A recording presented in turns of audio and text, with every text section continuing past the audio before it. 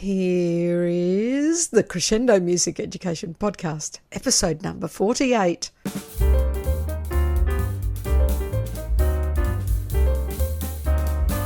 This podcast is being recorded on the lands of the Turrbal people. I acknowledge them as the traditional owners of the land and pay my respects to elders past, present and emerging. They were the first music makers on this land. In this episode, you get to listen to Anne Kay in part one of our chat together.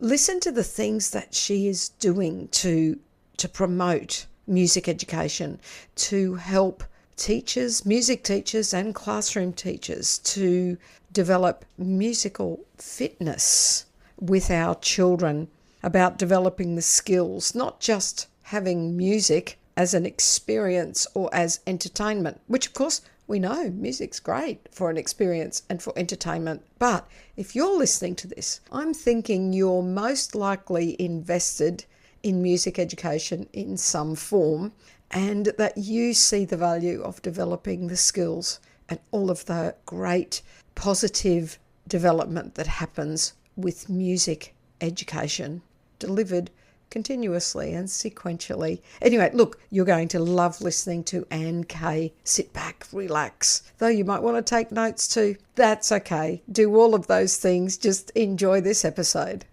Hello, welcome to the Crescendo Music Education Podcast, Anne Kay. Hi. It is lovely to have you on the podcast. I'm going to start by reading your short bio. And I've had to read, it's a great bio, but it is only short. It's, I'm sure you could write reams on all of these little points, but I do appreciate having a nice short bio. Give everyone a snapshot. Yep. Good. Okay. 8 years ago, Anne co-founded the Rock and Read Project, a Minnesota nonprofit dedicated to, in quotation marks, using singing to unlock children's potential for reading. She makes presentations and teaches courses for preschool and elementary classroom teachers, and recently wrote A Song a Day Brain Prep for Pre-Readers, 50 sequenced lessons that use singing and music making to enable children's auditory processing, critical for proficient reading.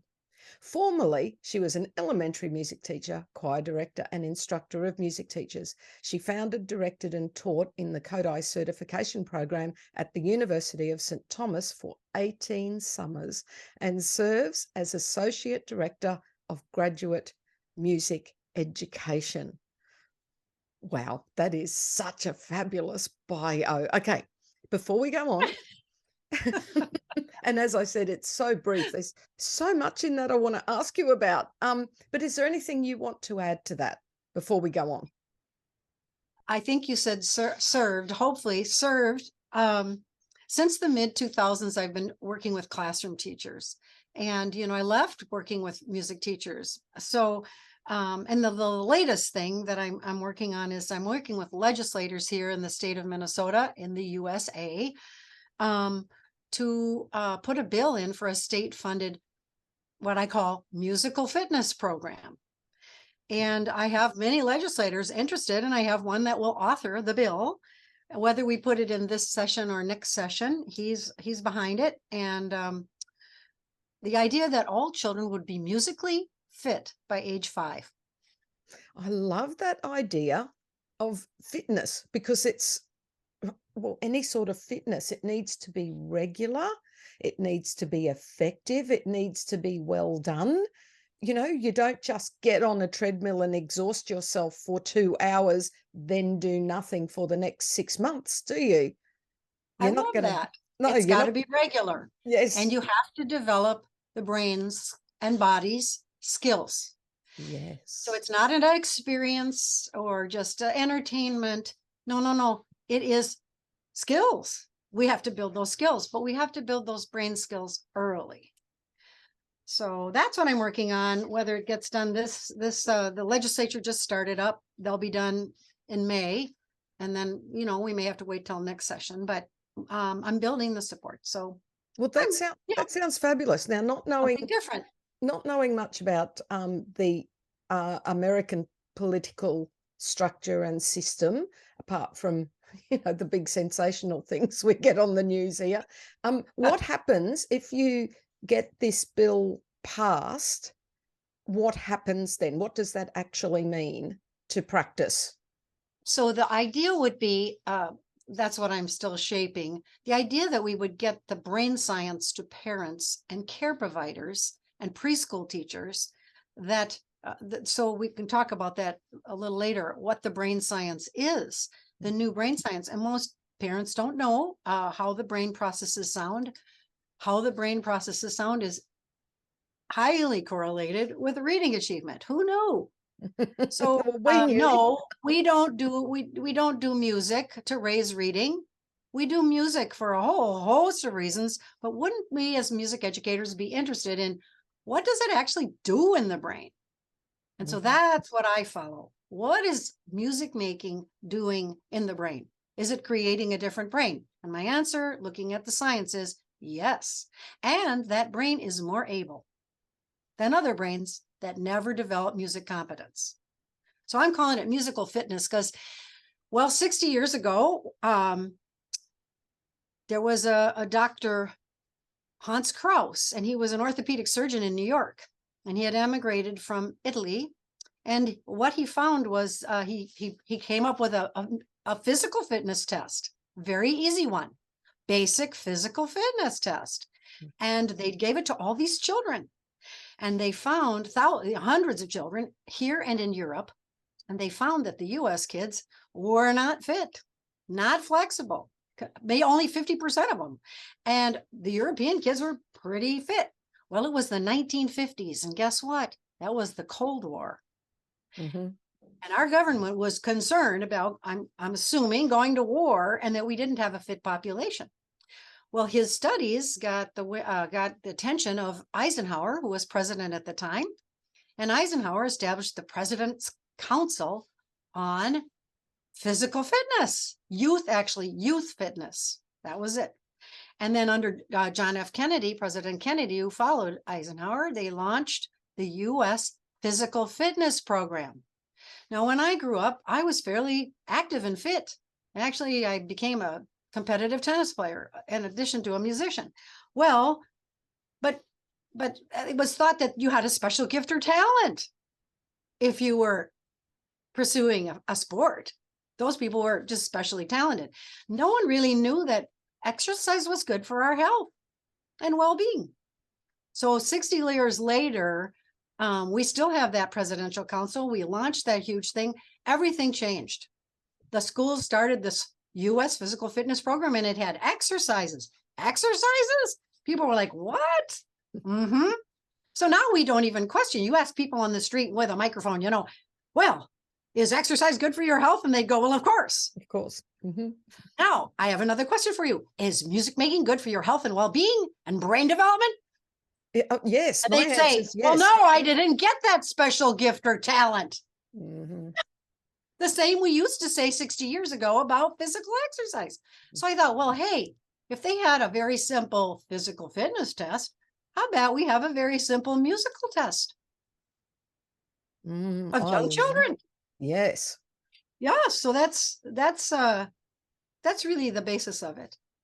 That is fabulous, because I know we have spoken in the past before about there'll be some people possibly listening to this, because I know I've had conversations with them.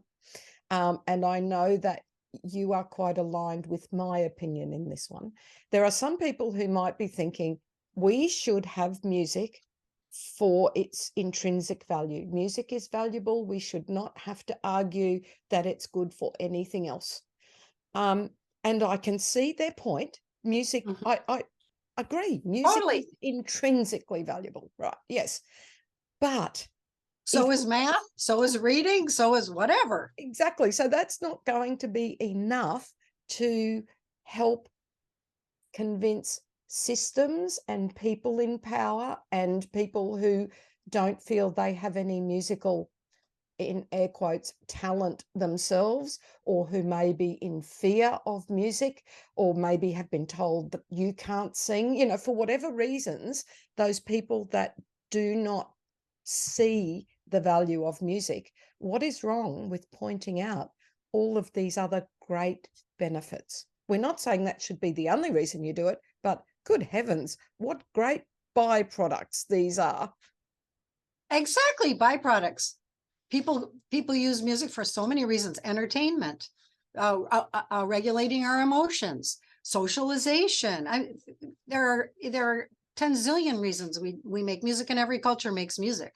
So yeah, So I always think, but really, what goes on in the brain when we make music is my total fascination. And I'm in communication with brain scientists. And so that to me is driving everything. And I'm also in communication with top reading people in the US. And the big thing here, the big debate here right now, huge debate about reading instruction. And they just keep saying the science of reading. Well, you know what that is? It's the science of brain development for reading.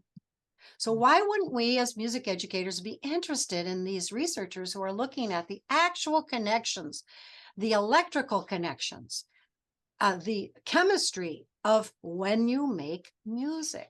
What actually happens in the brain? This is the total new science. It's brain science that we didn't have those tools 10 years ago, maybe even to assess that.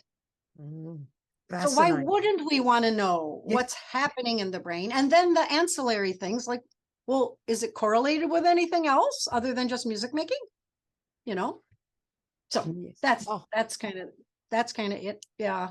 And that's where you are. I know a lot of people aren't going to agree with me. That's all right. Oh, no, I think most people will agree 100%. But I was just sort of playing a bit of devil's advocate, because in the past I have had some discussions with people saying, well, no, we shouldn't need to use this. But I'm 100% with you, all of these great things. Well, and later, I know we're going to talk about advocacy, and I'm going to tell you, nothing in this country, the US, has worked. It hasn't worked. We're still in danger. We're in danger of losing music specialists. So it's not worked, whatever advocacy. So I have a whole different suggestion about advocacy. Oh, do you? Later on in the interview. Oh, okay. No, I want to know. So we have to go through that and just get to that. We go through it. No, there's too many good things to talk about first. Before we leave your journey as a music educator, what would you say would be a highlight or highlights? And I'm imagining one of them will be when you first sort of came across the brain science type element of what you're doing. I'd be pretty sure that would be a fairly important part of your journey, but don't let me put words into your mouth. What would you say would be a highlight or highlights? Off you go. The number one highlight of my career as a music educator was, there's hands down, it's teaching children music, teaching children. I still teach a little bit, because my granddaughters are 2 and 5. So we informally, I'm teaching them music. I taught until the pandemic, kindergarten, once a week, a kindergarten music class and a first, second grade choir I was conducting. And then I just couldn't teach online. it's just too hard for me. So I re-retired that. But absolutely, I've always felt that I just love teaching children music. I mean, I get high. I mean, I pump those endorphins, oxytocin. I know the dopamine, it goes. I have a childlike part that just adores that. And so, that's number one. And then helping spread the Kodai approach. I have an ORF certificate. I have a Kodai certificate. I have 2 levels of Dalcroze. But I chose the Kodai approach to bring to Minnesota because it wasn't here. So by doing that, I believe that structuring the sequencing of skill development is important. And that's the best approach I could find for that. And so that I taught 18 summers, teachers, and directed that program. That's still going strong at St. Thomas, part of the master's program here in town. And then the third thing would be founding the Rock and Read Project, because that's when we started looking at the whole thing about brain development. And that's 8 years ago.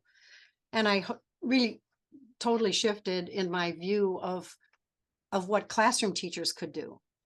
So that's leaving the teaching of the music teachers and realizing that if I want to reach all children, I've got to reach their classroom teachers and their parents. Mm-hmm. So those are probably the highlights. Oh, that's amazing. And I so hear you, because now that I am getting a little older, and you get to a certain age and you look at retirement, and some people even start asking, oh, what are your plans for where? And I'm thinking, well, I'm getting more joy from teaching the children than I have ever received. I do not want to stop. I love. Why would we? Why should we? I think retirement was invented. We call it refirement, because refirement, that, firing up about something else. Maybe you retire from active full-time music teaching in the elementary, but maybe you volunteer over at the private, Montessori school or something. There are many ways to work with children. Yes, true. I love that. Refirement. I love that. But I still think there is something special about having your own school. And I'm lucky I've only got one. I'm not on a circuit, but one school, all of those children, and I watch them develop over the years. I know. It's magic. But anyway, I'm not getting down about that. I'm just enjoying the ride. But it's lovely. I think they're fabulous highlights. Wonderful. Can we get on to gratitude? So who do you think has influenced you? For what are you grateful? I just like asking this question of all of the people I speak to get just a little insight into that part of your life. So I had to make a list because, there's so much. I think the most thing, yes. And as we get older and retire from some things and refire up about other things, I have a life I absolutely love, both personal and professional. And every New Year's rolls around, I pick new being words, how I'm going to be in the new year. I don't write affirmations, but so last year was flexible, attentive, and magnetic. Ho, ho, ho. And so out of that, I got a lot done last year. Yay. So I love my life. And I'm caring somewhat for my mom, who's still living independently with her husband. She's 96 and she was a competitive tennis player. And so I then also became a competitive tennis player. I competed in high school and college and as an adult, and now I'm just playing. I'm not competing, but so she taught me that, life can be long, and I expect to live over 100, and I expect to keep working. And how that worked, many of my friends who are music teachers say, keep going. I don't have time to do what you're doing. Yes. And so I have a huge mantle, I feel, on my shoulders. It's not weighing me down, but they're like, go, go, go. Keep. We don't have time to advocate.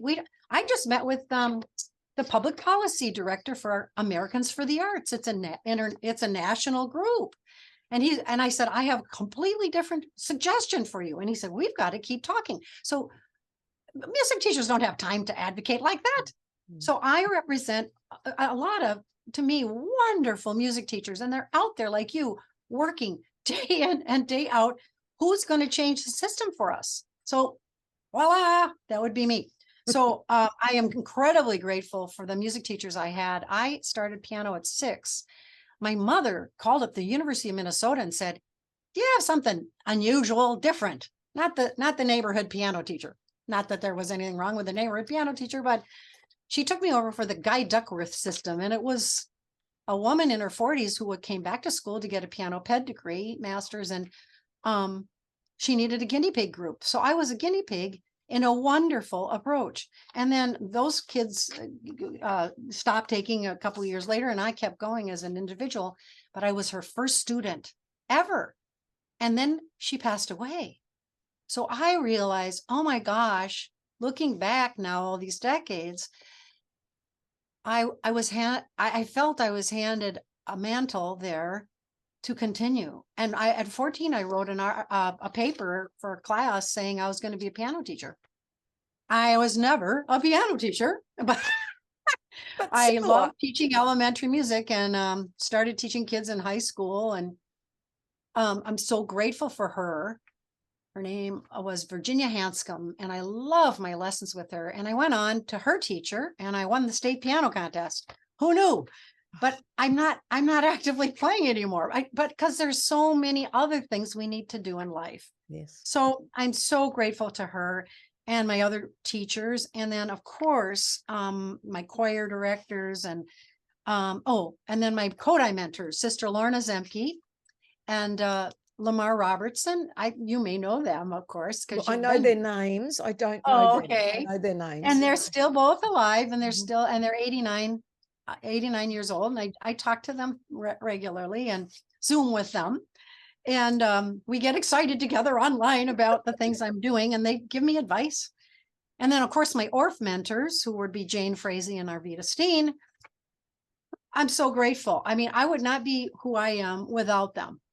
And so we build on the legacy of others. And a lot of what I do is not creative at all. It's taking what I already learned from another and tweaking it or looking at it in a new light. Oh, yes, but I would argue that that's creative. Oh, yeah. Yeah. So that Sure. you are creative, but you're just, Well, yeah. Sister Lorna Zemke told me once, she is a sister. Nothing is nothing. No, it's all been created. Okay. I said, well, for a child, it's something new when they create something. So I'll look at that as creativity. I'm very interested in create. In fact, my master's approach was on creativity and composing in the classroom with children. Yeah. Well, so those would be what I'm really grateful for. Oh. Of course, 2 granddaughters, 2 kids and 2 granddaughters and family. Yeah. That's lovely. I love it. Okay. Now, I want to get into this rock and read. Now, I do love your camera positioning. Those of you who are just listening, this will be on YouTube eventually. So hi if you're on YouTube. But if you're just listening, over your shoulder there is your little logo, very cleverly with a note in the side of the book. Yes. Rock and read, sing. It's the tagline that I like. Sing today, read forever. Very clever. Totally. Yeah, that wasn't mine. I didn't create that. A person we hired actually to rebrand our logo came up with it, and I said that was worth the whole payment because I love it. Sing today, read forever. Yeah, Yeah. I do. So tell us all about Rock and Read. 8 years ago, you said you started it. Mm-hmm. Yep. And actually in 2008, I discovered a software called Singing Coach to improve your singing. And I called the company and I said, hey, teachers don't even know about this. This would be really helpful for assessment. So you see a line for your voice and you get your voice in it. And at the end of singing a song, up comes a score out of 100. Oh. And then you sing it again to get a better score. It's great. It's just highly motivating. And so I had my sister-in-law buy it and I said, what do you think? She said, this is great. So I called up the company. They sent me 25 free copies, and I know a lot of music teachers. So we got together and we launched the Great American Singing Challenge with the idea of getting all children singing in tune. And so they decided, we're going to use this as an assessment tool because you get a score. We'll go pre and post at the fall and in the spring. And I said, send me your scores. And so they wrote down all their 3rd grade scores, and we used My Country 'Tis of Thee because it's got a small range and most kids know it. And they sent me all these scores. And so I was traveling all around getting people to do this. And the company made it free for all these music teachers to use it. But what they discovered, the guy who invented this, or he had somebody write this software. He's a businessman down in Tampa, Florida, and he played bass in a band, but he couldn't sing in tune, and always really bothered him that he couldn't sing. So he said to a friend, the software guy, can you write me a software program that I could see a line for my voice? I bet I could learn to sing a tune. By gosh, he did. And then they did an all call at their company, said, bad singers wanted. And people came in and they said, sing with this. And they got a pre-score. And then they came back 6 weeks later, practice with it. Just folk songs and patriotic songs and old pop songs, and that they didn't have to pay much for. And they came back, and this one little girl had done it. The mom had brought in her daughter, and she had jumped up in reading. So the guy who invented this, Carlo Franzblau, said, wow, so it's obviously working to improve people's singing, because the scores would go up phenomenally after 6 weeks of using this thing. But what about that? Wow, could it have anything to do with reading? Weird. And so he went to the University of South Florida, and he found Dr. Susan Homan, and she said she would do a little research study about it. And that there have been 4 or 5 controlled research studies done about it. And on average, kids go up about 1 year in 14 hours of singing songs repeatedly. Singing and reading songs over and over. So they listen to the song 3 times, hot cross buns, hot cross buns. And then the person's singing goes away, but the accompaniment is still there. The melody is still there. And then the child has to read or sing the words 5 times. And they get rewarded for singing better in tune and in rhythm. So kids go up 14 hours, 1 year. Wow. That's phenomenal. I don't think there's another intervention for struggling readers out there that has that kind of thing. So what that was surprise to them, they refocused their whole company, and the singing coach thing is gone now. They made it into Tune Into Reading, which is an intervention for struggling readers. So we found out about this, and in 2014, we decided, well, let's get this going in Minnesota. We bought an old retired city bus. My partner and I paid for it.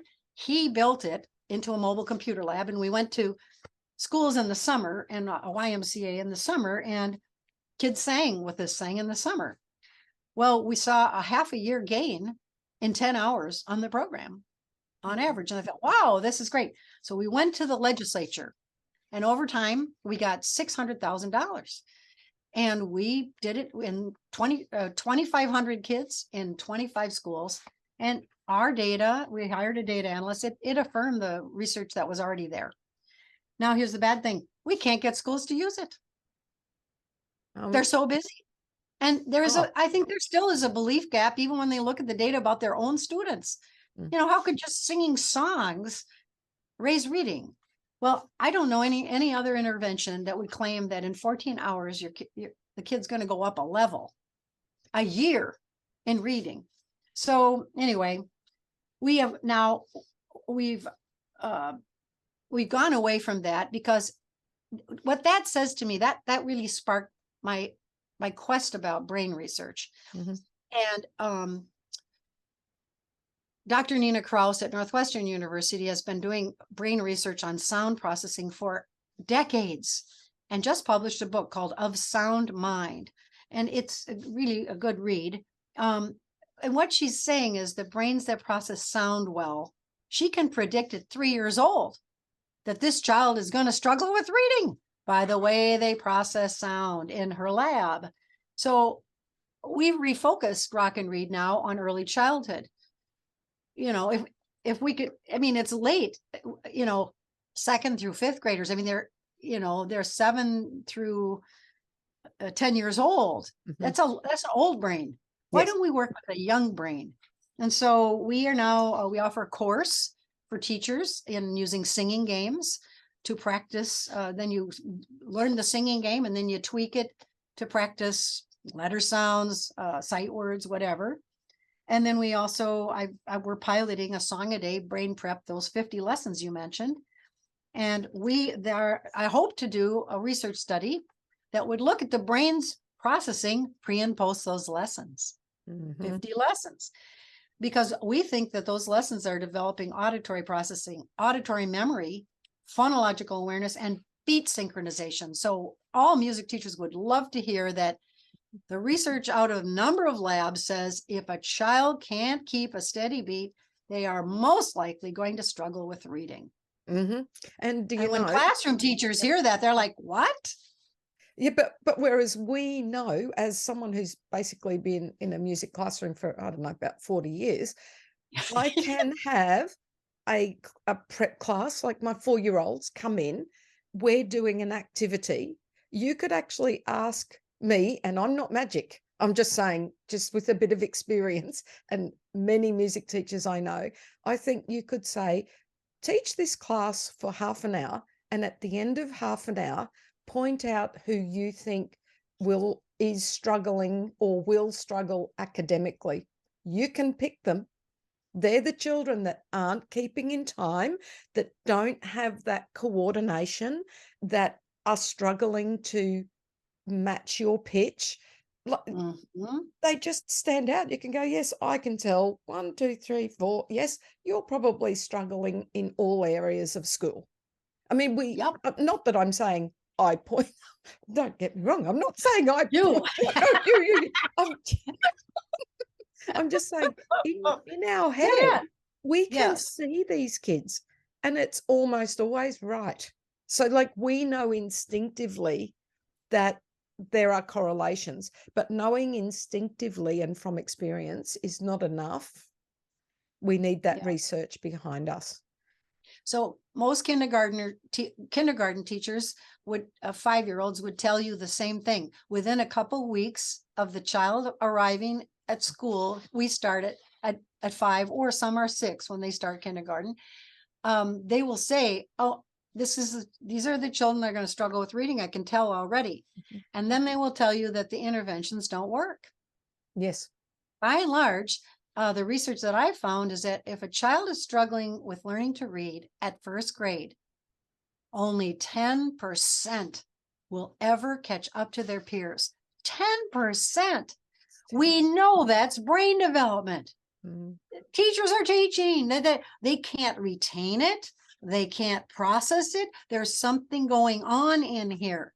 Mm-hmm. And they're not necessarily learning disabled, but they're not enabled in some way that the other kids are.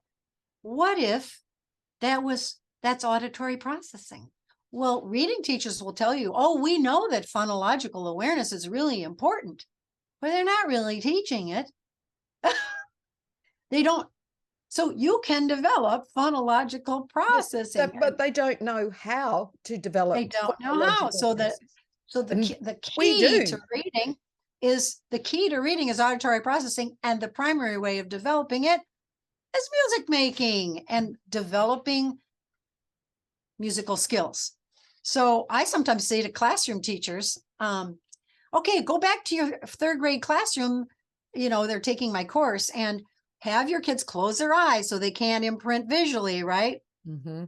Got to be auditory. Have them hold two hands on their laps. Twinkle, twinkle, little star. And this kid, how I wonder what. That kid that is going between the beat and the rhythm and is very confused, that's a struggling reader. Mm-hmm. And they go, no, that couldn't be. They come back for the next class. They say, anybody try it? And half my kids can't keep the underlying beat. And how many are struggling readers? Over half. I said, it's not a magic pill, but the brain that can't go tick, tick, tick. Do you know, Debbie, we are the only, no, for a long time, we thought we were the only species that could keep a steady beat. Now they know it's cockatoos and elephants and maybe sea lions that can be trained to hear music and keep that pulse. Wow. And we're the only species that creates music, and we're the only species that read. And contrary to what people think about the brain, those are separate. Howard Gardner's frames of mind was wrong. They aren't separate. They are interconnected, and in many ways, the same neural networks between those areas. So if brain research, our brain science tells us, oh, these are interlocking and interwoven networks, it makes perfect sense that a brain that can keep a steady beat, clap the rhythm of the words, hear a pitch and discern this one is higher or lower, or sing in tune, is going to be a better reader.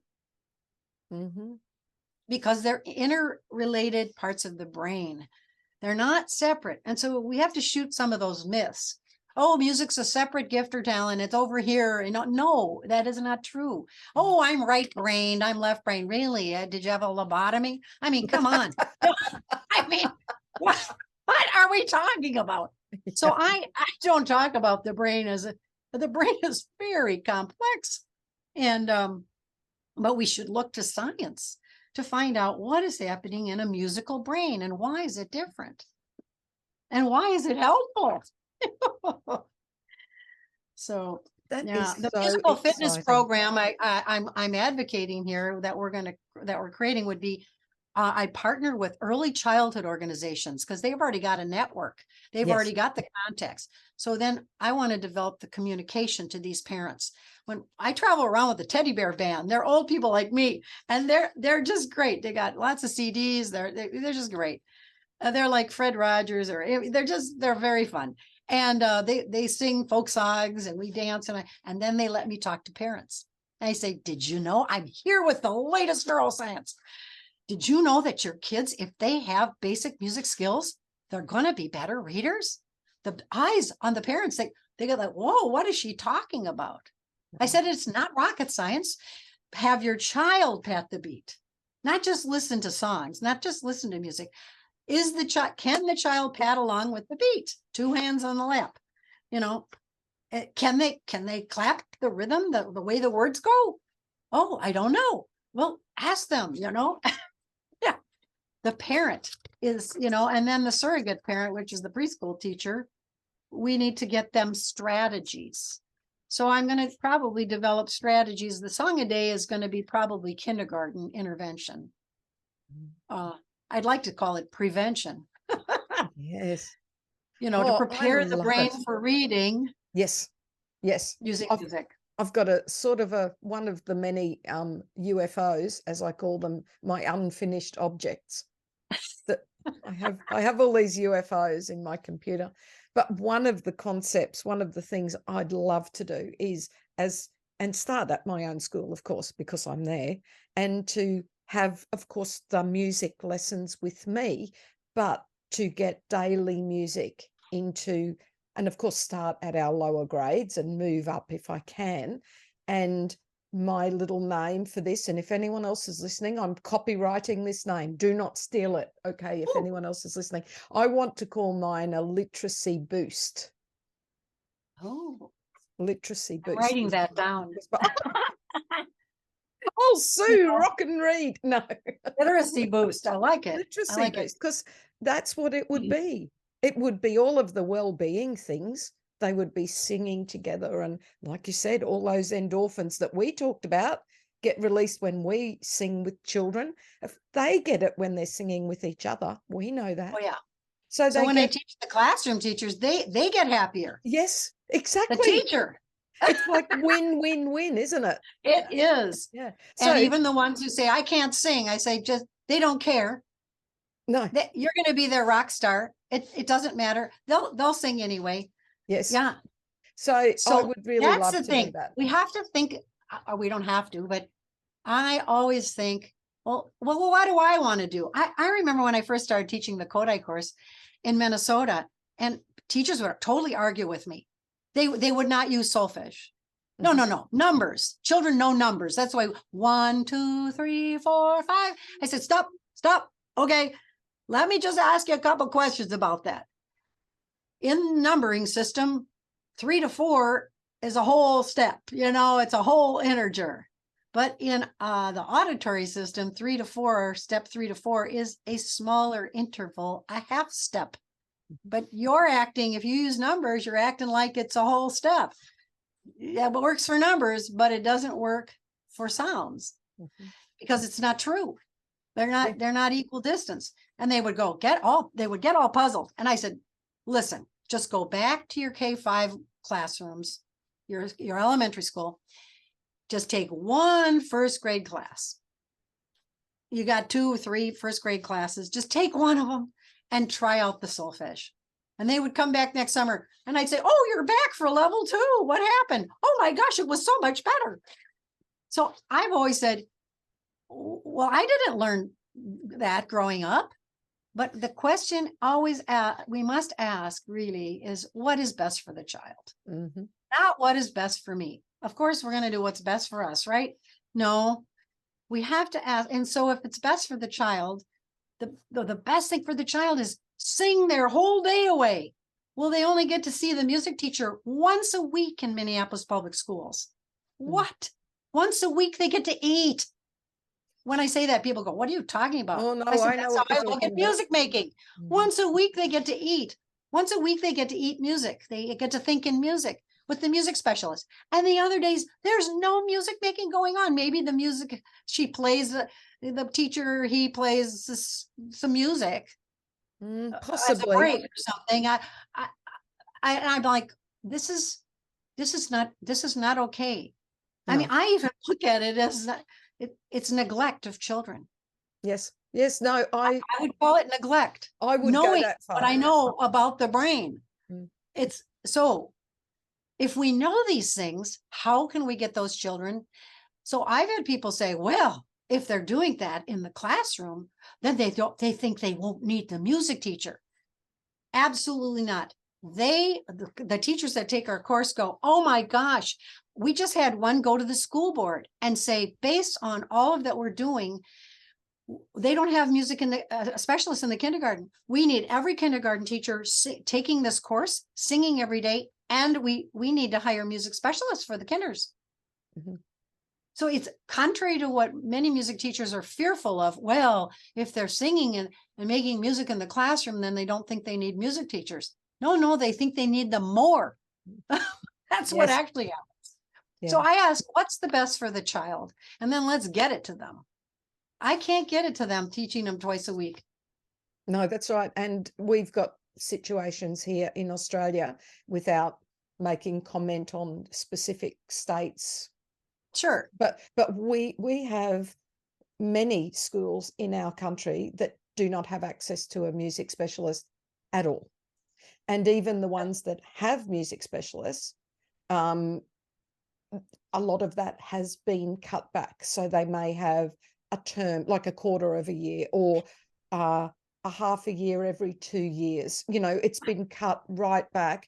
And those that have no music, maybe if they're lucky, they have a sort of an incursion or an immersion. They'll have a guest come in and do like something wonderful on top of a program, like the orchestra. They might get. Oh yeah. Let's have exposure to the orchestra. Yes. It's lovely, but you're going to catch the disease of going to the orchestra? No. The truth is, they don't go to the orchestra when they get to be adults. So I would maintain that children with basic music skills, that they hit kindergarten, they hit formal schooling, public schooling, they already sing in tone. They already keep a beat. What could you do with that? Wow.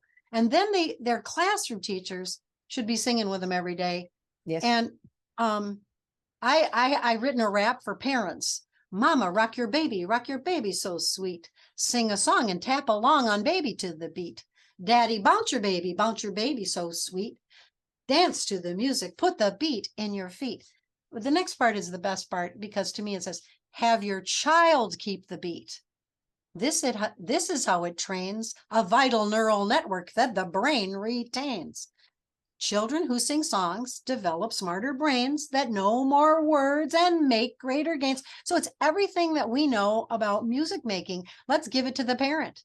Let's tell them, if you do this with your child. Oh, there's a recent study that came out that said that babies pay more attention to their mothers when they sing than when they speak. So I'm diapering my granddaughter, and she doesn't like it. She's squirming all around, and I just made it up, right? Diaper, don't you cry. Diaper, now you're nice and dry. And she was like, looking at me. And she just totally speak in rhyme and rhythm. Children are going to love it. So what does the child need? And on our website, we have lots of help for people. But I think we have to ask the preschool and the classroom elementary teachers to sing their day away. Oh, the best one is 2 years ago. a kindergarten teacher called me and she said, I'm taking a sabbatical to study the link between singing and literacy. I know there's a link, but I don't know anything about it. I sing all day and my kids do better Yes. than the other kindergartens. Mm-hmm. And I said, well, you may be a better kindergarten teacher. But, Yes.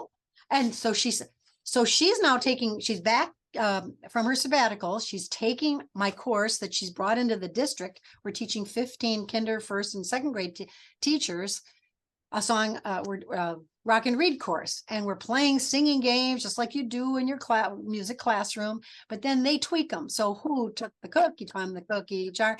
Now it's who took the from the cook, who took the so they play the game just like the street game, and then they tweak it to practice things the brain needs automaticity and retention for.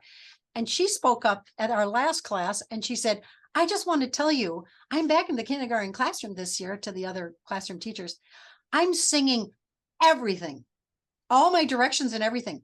And it's just so fun. And she makes it up. So she'll sing, put away your crayons. And they all answer right now, and line up at the door. Okay. They're just singing everything. And she said, I can't tell you the difference it makes. So all these teachers are like, whoa, I don't think you can hear that. You can just hear the wheels turn. Can I do that? So this is the kindergarten teacher saying this. So it would be interesting to see how her kids do on the reading assessment at the end of the year. Yeah. So I think we don't have to make lesson plans for them. We just need to encourage them to sing, and we need to give those classroom teachers the research. Yes. So that, because this is what children need to develop, and your work would be easier if they could develop their auditory processing. And I think too, in part of this process with the generalist teachers, Mm-hmm. The ones that I have worked with they just need a little confidence to try it, because there is this element of fear and of not being, I'm not a musician, I can't do music. And we have to combat that through building their confidence. But, it's a bit of a, it's not quite a catch-22, but it's a double-edged sort of sword in a good way, because the more they know about the power of what they can do, the more likely it is that they'll try it. So it's about empowering. And they value it more when they see it working for their children. And then they come to the music teacher and go, oh my gosh, I had no idea. And that's been our experience. I've been teaching this course since 2005 for Minneapolis Public. And it was a 24-hour course then, and they did research. And we've got great action research from these teachers on math achievement as well as reading achievement. So I just think we could encourage them to sing. Many of them are scared. There's some easy things they can do, though. So I'm jumping ahead. The nuggets are fabulous. Thinking, as a music specialist, which many of us many people listening are music teachers, and I'm sure they're going like me in my head, gee, I've only been meaning to do this, for so many years. I need to work more with my early childhood teachers in my school. I need to work with them, because I know that's where my head's going. Yeah, I think it could be easy.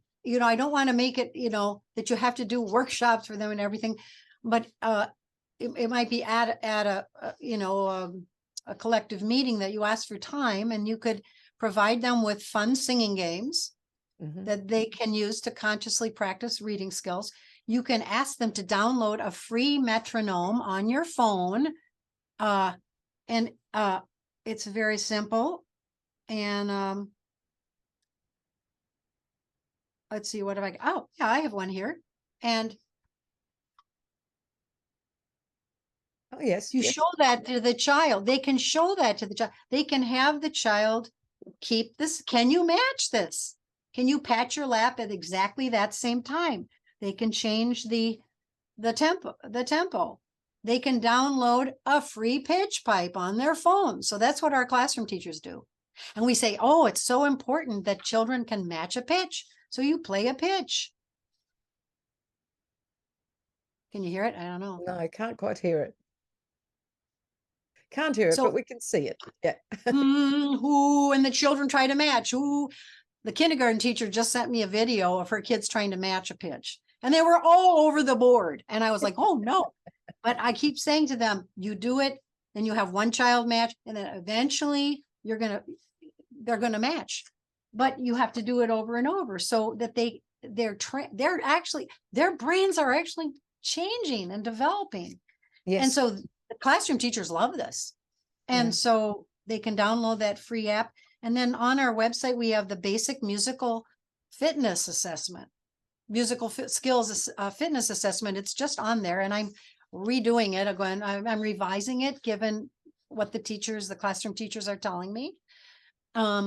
So we're trying to put these aids right out on our rockandreadproject.org website. And then, I am going to say to music teachers, when I started teaching, I came right out of school. I really didn't know much. I'd had one elementary methods course. Oh boy, that's not enough, right? We all know that. Mm. But no one told me about, they told me about the Kodai approach, the ORF approach, but I didn't learn it. So if anyone out there has not learned those approaches, to me, there may be in the future other approaches that are better or whatever.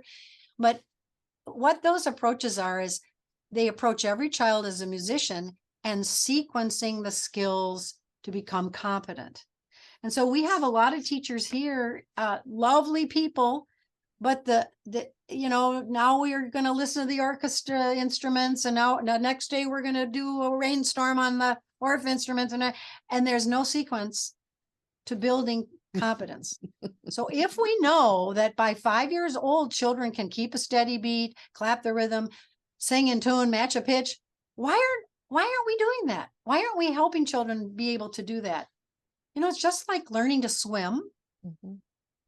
I know adults who don't swim, but they can learn as adults, but they never did. I've seen babies learn to swim. Mm. So these are skills, basic. So that's where the basic physical skills. So those are my suggestions to music teachers. Reach to their classroom teachers, but tell them the research, and the brain research is available. Actually, I should put the link on our website. I've got a Google Drive that has an 8 or 9 page bibliography of these research studies. Oh, wow. There are neurological studies and there are other music studies looking at the connections between brains that make music and what else can they do, those brains. Okay. And they do really well. I will get you, if it's okay, to send me at least some of your lists, and we'll put it in the show notes so that people who are listening can go to the show notes for this episode, and they can, of course, it goes without saying, I will have your web link for the Rock and Read at the top. But if we have some more links, people can go in there and have a little explore, because that is certainly one of the questions I wanted to ask, is where would you suggest? So a lot of us here in Australia, we are hooked up, like I'm a member of, but even if you're not a member, we know of Bigger, Better Brains, which is all with Anita Collins. I've met with her, yes. So she's lovely. I've done an interview with her too in an earlier episode. So we're always looking for links and things we can pop in our newsletters, or little things we can say to parents on a parent evening. We're always looking for that sort of thing. My favorite thing is slipping in information into concerts. So if we're having our choral concert or our band concert, and the parents just have to come along because little Johnny's in the band, so they're there. So why not just slip a little bit of this information in? And if you keep at it enough, that's it is. Yeah. And parents, if they knew that their child's musical skills were important for other things, they would look at it differently. Yes. And why don't they know? Well, most people don't know the research.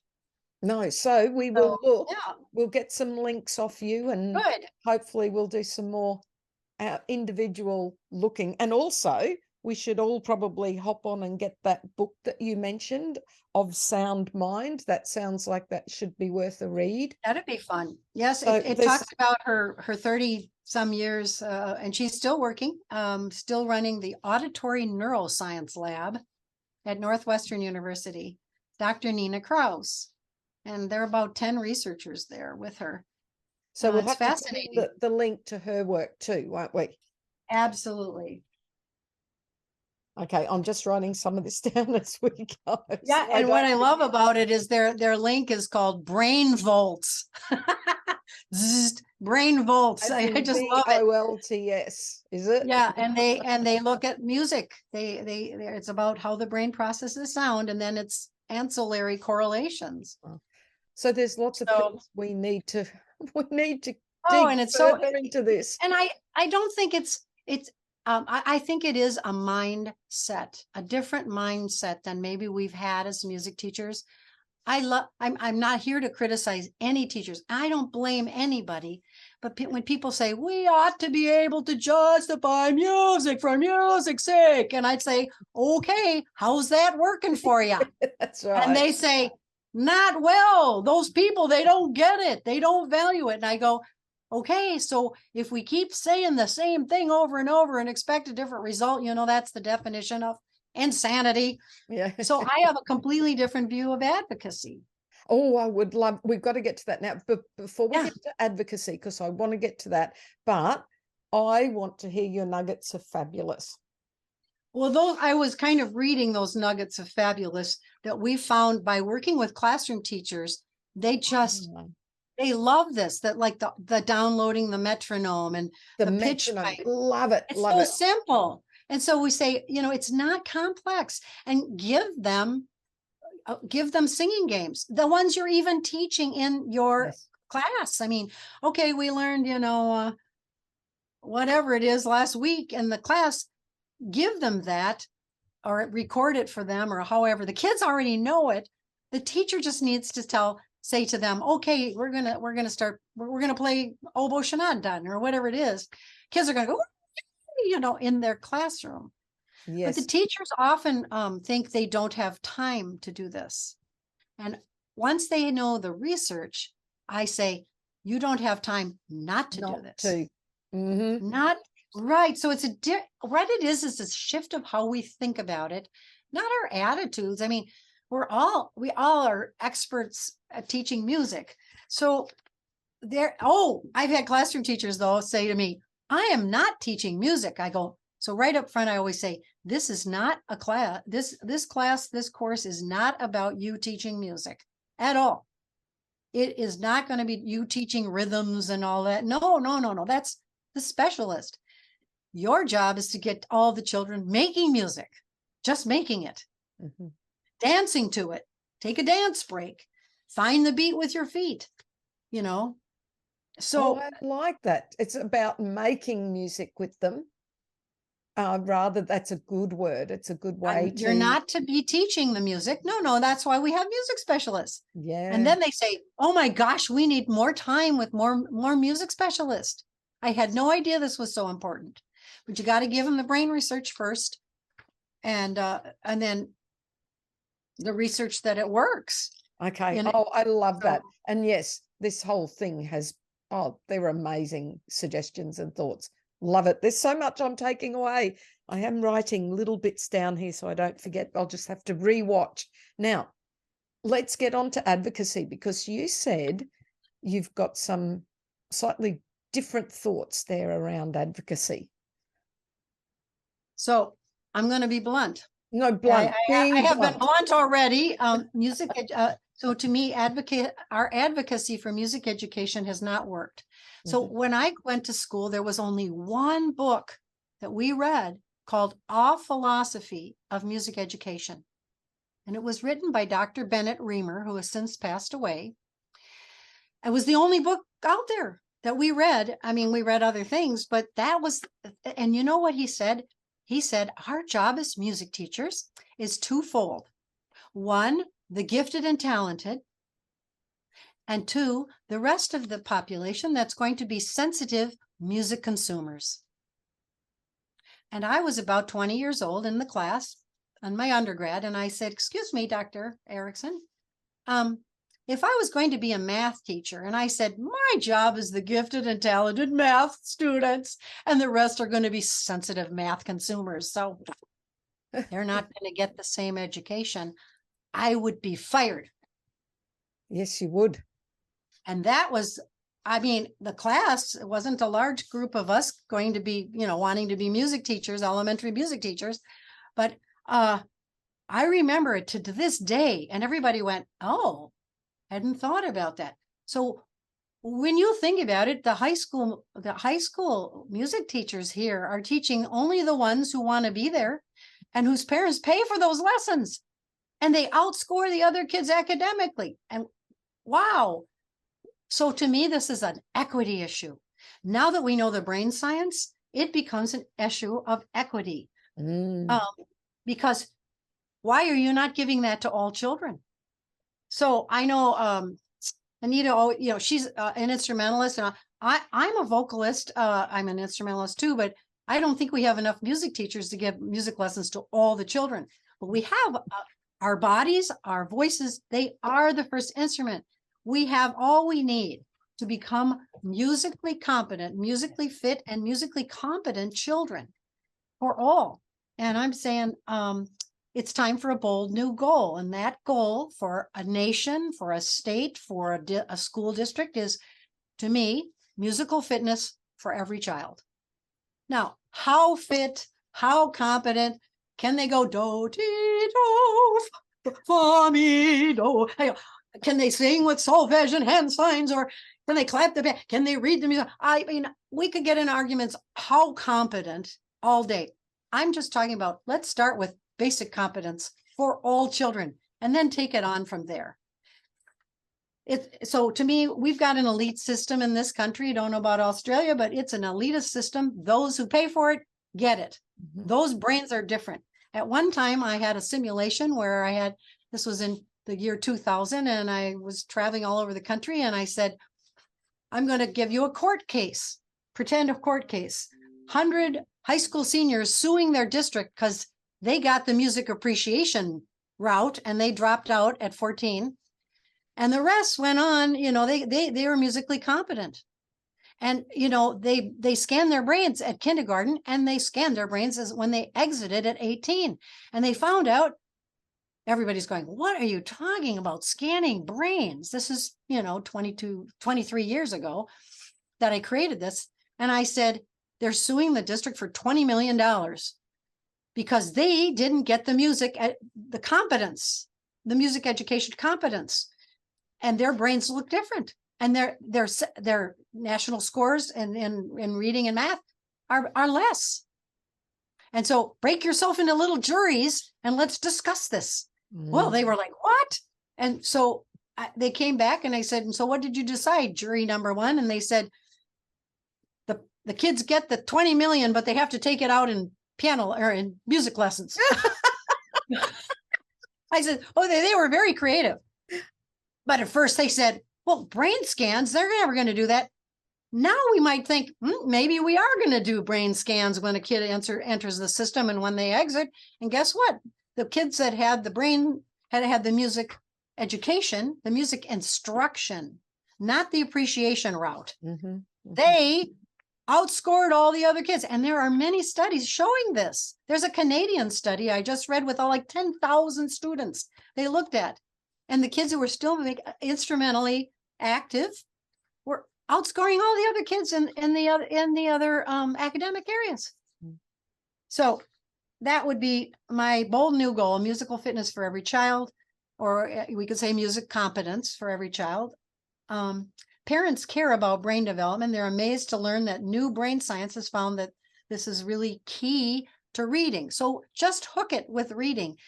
If you can't read, you can't succeed. And we have a huge reading problem in the United States. In fact, the national test found that 2/3 of our students, 4th and 8th graders, are not proficient in reading.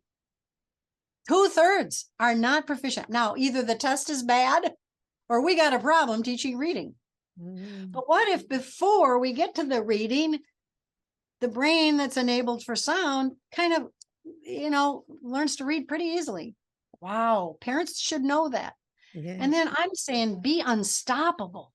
As music educators, you are unstoppable, Debbie. You are. But be unstoppable in advocating for musical fitness. But we better be sure that we as music teachers are modeling that they're going to build these skills. It's not just, make a rainstorm today and tomorrow we're going to do something else. You got to build those skills, and it's not easy to build skills sequentially. You got it. Monday's lesson has to hook somehow to Wednesday's lesson, Yes, you cannot beat. You must have good pedagogy. You must have a clear developmental sequence. I don't care what label you give yourself. I proudly label myself as a Kodai teacher because to me that was the logical route. And it's voice-based, but you call yourself whatever you like and you use whatever technique. There's no approach in the sky that's the perfect approach. But you have to have a sequence and good pedagogy to go with that. You need to have a whole lot of approaches to practice those known concepts to really solidify. But that, to me, that's it. You got a good sequence and you've got some good pedagogy, then you go for it. Yeah. So sorry, I derailed you a little bit there. Sorry, back on track. No, that's okay. The advocacy, to me, I'm taking it. I looked at our state, and we have like 250 advisory councils in our state. We have a legislature, a branch of, that decides all the laws. But we also have these advisories, and then we have a governor of the state. So I looked at what are the advisories? Well, there's one on autism. There's one on dyslexia. There's one on early childhood. There's one on blah, blah, blah. There is not one advisory in our state on music of any kind. That shows we as music profession have not been able to tell people why this is so important. So there may be many other ways to advocate, but to me, the only advocacy that's going to work going forward in 2023 is brain science, the brain science. And people have argued with me, well, just because a brain is a musical brain, yes, it is different. And let's see the correlations. Now, they said, well, that doesn't cause it because you have a different brain musically and you're better at auditory processing and all these things you're saying. That doesn't cause reading achievement. I said, well, it's highly correlated. So brains that don't have that aren't reading well. If the brain can't tick, tick, tick, it's usually going to struggle with reading. So yes, it's correlated, but pretty soon we're going to get to more causal. Yeah, I was going to say it sounds if it's not there. It sounds to me more causal. I mean, if the brain is set up ready to more readily read. So and there's about a third of children who it doesn't really matter how they're taught to read. They just like, boom, once they realize the symbols. But you have to decode the symbol, just like we know as music teachers. You can't just show the child the notation. Oh, keep looking at it, you'll get it. Doesn't work. Same with letters. You've got to know that the squiggle on the page means a sound. And of course, that's when I found the Kodai approach and I realized it's sound to sight. Maybe you get to literacy, but what it really is, it's a singing approach that trains the ear. Yes. That's what it is. It's an ear training approach. And later you go and read the squiggles on that means, if do is in a space and mi is in a space and so is in a space and they're all in their place. So, but I already have it in my ear. Reading teachers are the same. A lot of sight to sound is going on. Look at the letter and what if the child looks at the letter B and doesn't remember, they don't have auditory memory for ba. The sound is not encoded. neurologically. Mm-hmm. And then the next day the teacher says, okay, here's a B. What sound does it make? And the child, they can't remember it. Mm-hmm. It's not there. So that's what I say. The last advocacy would be to start a Zap the Gap campaign. That's what we're doing here. We're telling people that we think we could zap the gap in reading achievement between those who just tend to learn naturally, easily, whatever approach they're taught, and the 2/3 of them that don't. Mm-hmm. Majority do not. Those numbers are scary. Those percentages are scary. Yes. And of course, our state test says that 60% are reading proficiently. But the national test that's done in every state says that 2/3 of our kids are not proficient on the national test. So people argue about, well, is the national test too hard? Well, whatever. I can't go there. So, but I'm saying we as music educators could change the dialogue. What if auditory processing, music making, music skills that develop that could zap the gap in reading? I mean, wow, why wouldn't we say that? Why would we continue to cling to music for music's sake? I'm like, music for brain's sake. Thank you very much. So, yeah. Oh, I love it. I think that's some really good advice. I think there's lots of things we could do as music teachers. I also say that music is the gateway art. A lot of people say, oh, we should do them all art. And I say, absolutely. I took drawing lessons. I mean, whatever. I mean, theater is great. I mean, I love it all, right? But music, it's like the gateway drug, like whatever. Smoking's the gateway drug. I don't know. But music's the gateway art because the fetus starts hearing at 4 months. It's the first art form that the baby learns. Yes, sound. it is. So that is the gateway. And any musician is going to be more interested in arts of all kinds. It's the gateway art. Yeah, I love it. I love it. That is fabulous. Yeah. So but just get them music making, and then we can add drama and theater and art, visual art, and I'm for it all. Yes, and one of the battles that we are fighting here, it's really important for people to not know that as music educators, we are not saying don't do the other arts. What we're saying is do the other arts, but do not diminish music in order to do the other arts. Of course, the other arts are essential, but yeah, let's get this music thing happening and happening properly. And like you said, it's the first one. I recall so vividly my first little boy. When I was pregnant with him, I just remember how much he loved, and I was actually in the classroom then for a little while. So I taught ordinary classroom for a while. But every time I did a music lesson with my kids, or a music lesson, of course, with the next door kids, and because, you get to do the extra music, I just remember how wild he went in my womb. This is when every time there was music lessons, and the kids would actually see, they go, I can see your baby moving. I'm like, I know. So absolutely, it is the first of the arts that we all experience. It's not better than, it's just biologically the first thing. The sound mind is fast. When we sleep, we are still hearing.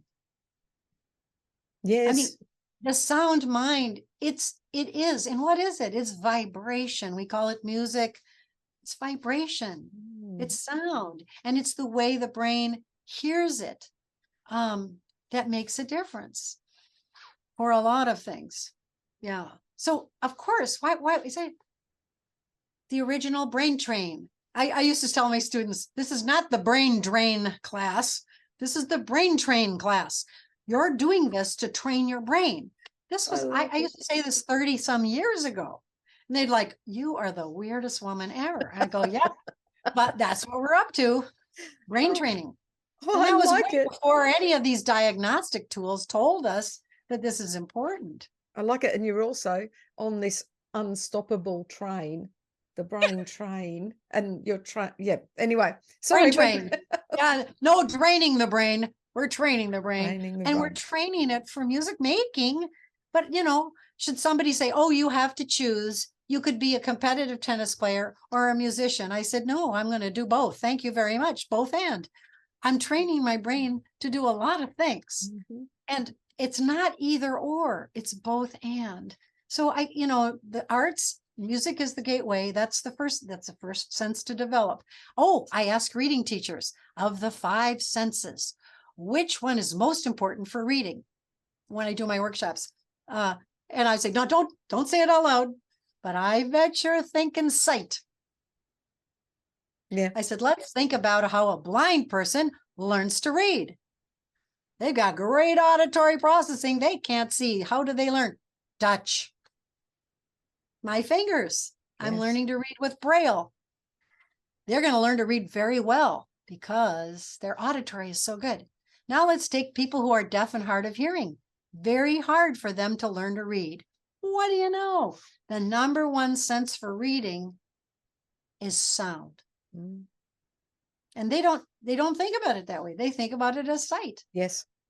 So we are the sound experts, music teachers. Thank goodness we have music teachers. We are the sound experts, but we don't think of it that way. We think of it, well, I have a special gift and I'm trying to impart that. No. This is very simple.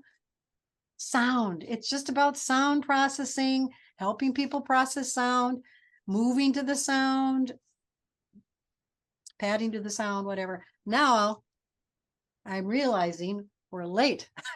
Oh, this is amazing. I will have to do my usual and cut it into a couple of episodes, but this is good. You have just given us so much and so much encouragement, that what we do is so important.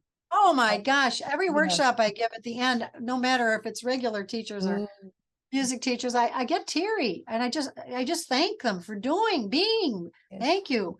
You have a last question here. I did have a Here's my response. last question. Yeah. Okay. This is the finisher. And I'm actually not sure what you're going to choose. This is when you get on your soapbox. Okay, Like I haven't been on it yet. Well, I do think that you rather like being on that soapbox. And can I say, I am with you, sister. I am on my soapbox all the time. Part of the reason why I started the whole podcast thing, we just have to sell what we do, because what Absolutely. we do is so vital. It is. Yep. It's incredibly. It is. So I guess that's my soapbox. But now to yours. So to finish off this amazing interview. So the minute I met you here in the States. Yeah. Yes. And it's this fascinating woman.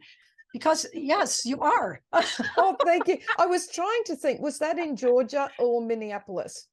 I don't know. Atlanta, Georgia, I gave the keynote. So I don't know if that was that one. 2015. That was probably the last. Minnesota, we had it since then. I went to, but I past president of the national. I'm not going anymore because I'm not teaching kids now. So yeah, and you go to a workshop and I'm like, oh, I'm so excited about learning this, and then I don't have kids, to teach. I know. Well, but anyway, yes, I'm going to end with a quote, and this quote comes from Howard Goodall from England. Mm-hmm. And it was a keynote speech he gave for the American Choral Directors Association North Central that was here in 2010, so quite a while back. But I took notes, and he was marvelous, and he was the one who got the Ministry of Education in England to do Sing Up. And Sing Up was a 4-year, 70 million from the government retraining of classroom teachers to do what we're talking about. Get all children singing. Mm-hmm. And they did all sorts of singing games, and the teachers had so much fun. Fun. Absolutely. The main thing is fun. So here's what he said. I just love this. Singing is the outward manifestation of our souls. It's not a luxury. It's not a plug-in. It's not a nicety. It's not a small entertainment for lunchtime for some of the children. It is every child's birthright. You know, humans make music for a multitude of reasons that we started that way. And now we know that brain development is one of them. Singing and acquiring basic music skills can unlock every child's brain potential for language and literacy by the age of 5. So by committing to the goal of musical fitness for every child, we can help zap the gap in reading achievement. So like you said, sing today, read forever. The singing is first. The singing it is all. And then what does it do? So we will find out more from brain scientists as we go, what it actually does. But we shouldn't wait. We shouldn't wait. And nothing we've done here in Minnesota really, it's music's still being cut, still being marginalized, still being viewed as entertainment. It's sad. And so really, let's just boil it down to a basic thing. And so basic musical fitness for all children. That's so inspirational, Anne. Inspirational. Thank you so much for speaking to us today. Thank you. And get teary about the music teachers. Yes, I do. I was too. So I'm thinking we're both going to cry. This is silly. Anyway, and we need a lot more of them. We do. So thank you, Anne, and we'll have to do this again. Bye. Okay. Bye-bye. Thank you. As we know, laughter relieves stress. Don't lose sight of the funny side of life. What's red and bad for your teeth? A brick. Thank you so much for watching our Crescendo Music Education podcast. For more information about all things Crescendo, including membership and music education resources, visit us at crescendo.com.au. Don't forget to like and subscribe.